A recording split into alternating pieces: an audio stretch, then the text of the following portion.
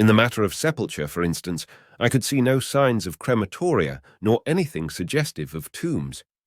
But it occurred to me that possibly there might be cemeteries, or crematoria, somewhere beyond the range of my explorings.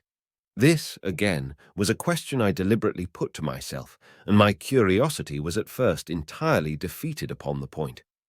The thing puzzled me, and I was led to make a further remark, which puzzled me still more, that aged and infirm among this people there were none.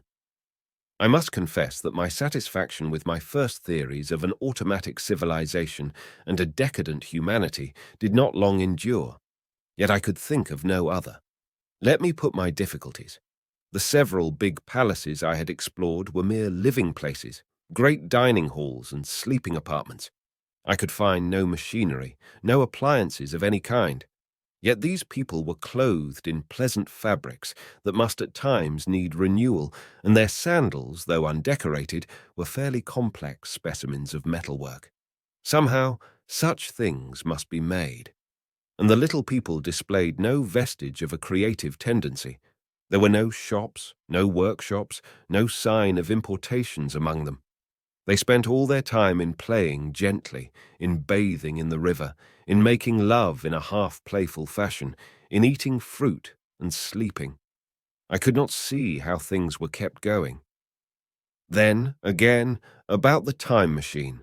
Something, I knew not what, had taken it into the hollow pedestal of the White Sphinx. Why? For the life of me, I could not imagine. Those waterless wells, too, those flickering pillars. I felt I lacked a clue. I felt, how shall I put it? Suppose you found an inscription with sentences here and there in excellent plain English and interpolated therewith, others made up of words, of letters even, absolutely unknown to you. Well, on the third day of my visit, that was how the world of 802,701 presented itself to me. That day, too, I made a friend, of a sort.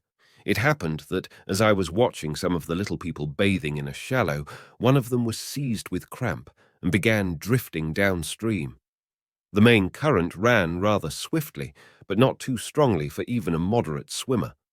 It will give you an idea, therefore, of the strange deficiency in these creatures, when I tell you that none made the slightest attempt to rescue the weakly crying little thing which was drowning before their eyes.